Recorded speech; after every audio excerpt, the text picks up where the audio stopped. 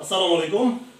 তো গরমকালে যখন বিদ্যুৎ চলে যায় লোডশেডিং বা অন্য যে কোনো কারণে, তখন আমাদের যেন আলো এবং বাতাস এটার কোনো সমস্যা না হয়, তার জন্য আমি এখানে আমার বাসায় বিকল্প ব্যবস্থা করেছি। আপনারা এটাকে মিনি আইপিএস বলতে পারেন। তো আমি আমার এই মিনি আইপিএসটা কিভাবে তৈরি করেছি এবং এই গরমের সময় ফ্যান এবং আলোর ব্যবস্থাটা বিদ্যুৎ চলে যাওয়ার পরে আমি কিভাবে ব্যবস্থা করলাম এটা একটু আপনাদেরকে দেখাচ্ছি। এখানে আমি একটি 12 ভোল্টের ব্যাটারি নিয়েছি। তো এই 12 ভোল্টের ব্যাটারি এটা আমি পুরাতন হিসেবে কিনেছি, অনেক অটো গাড়ির যে ব্যাটারিগুলো পাওয়া যায়।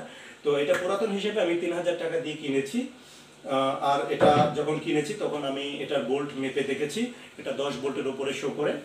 আর এরপরে আমি নিয়েছি একটি ফ্যান। এই ফ্যানটা হলো ডিসি ফ্যান, এটা কিন্তু এসি ফ্যান না, এটা হলো ডিসি ফ্যান। এই ডিসি ফ্যান এটা হলো 16 ইঞ্চি। 16 ইঞ্চি ফ্যানটির দাম আমার কাছ থেকে নিয়েছে 1600 টাকা।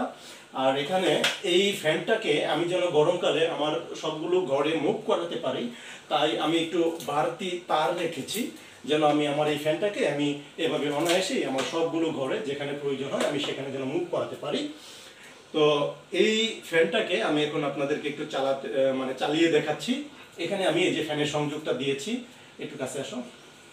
এখানে আমি এই যে যে লালের জায়গায় লাল সংযোগ দিয়েছি, কালোর জায়গায় কালো সংযোগ দিয়েছি।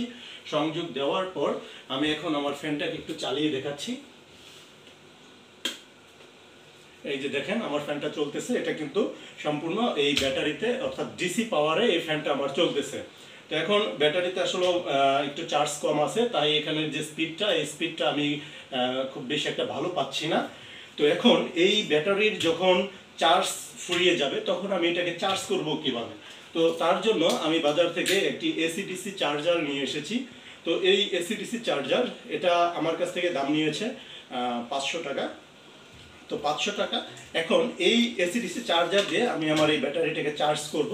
এখন আমি আপনাদেরকে এটা একটু চার্জ দিয়ে দেখাচ্ছি। আমার এই যে এখানে একটি বৈদ্যুতিক লাইন আছে, একটু কাছে আসো।